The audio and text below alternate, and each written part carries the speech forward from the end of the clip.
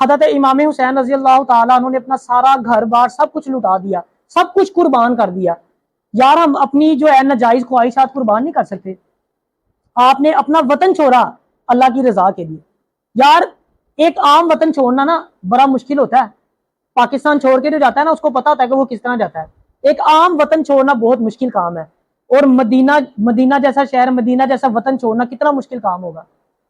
جو لوگ حج و عمرہ کر کے آتے ہیں نا وہ جانتے ہیں یہ بات بڑے اچھے طریقے سے کہ مدینہ شریف کو چھوڑنا نا کسی قیامت سے کم نہیں ہوتا. وہ جو آخری رات ہوتی ہے نا، جب بندے کو پتا ہوتا صبح میں نے چلے جانا مدینہ چھوڑ کے، میں وہ آپ کو فیلنگز بیان نہیں کر سکتا وہ کیا فیلنگز ہوتی ہیں. اور جب بندہ سوچتا ہے نا کہ یار وہاں پہ بیٹھے تھے اس طرح، یہ وہ ساری باتیں، تو آنکھوں سے آنسو نکل آتے ہیں. یعنی وہ یادیں ایسی ہوتی ہے. مدینہ نہیں چھوڑا جاتا. حاجی جاتا ہے یا جو عمرہ وغیرہ کرنے جاتے ہیں کتنے دن رہتے ہیں؟ 8-10 دن وہاں پہ رہتے ہیں. یار 8-10 دن رہنے سے اتنی محبت ہو جاتی ہے، تو جن کا بچپن ہی وہاں پہ گزرا ہو، کھیلے کودے وہاں پہ ہو، کیسے انہوں نے اپنا وطن چھوڑا ہوگا؟ تو یہ چھوٹی قربانیاں نہیں ہے جو آپ نے دی تھی.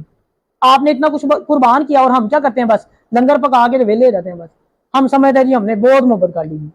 اصل پیغام آپ کا یہی نہیں تھا. میں نے بتایا نا آپ کو، آپ نے وہاں چلو سے پانی بھرا فرات سے، لیکن پیا نہیں.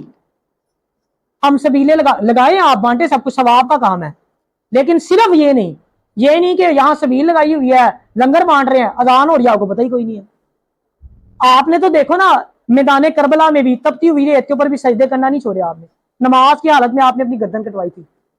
ہماری مسجدوں میں اے سی لگے ہوئے ہیں، ساری سہولتیں میں میسر ہیں، نماز ہی نہیں پڑھتے ہم.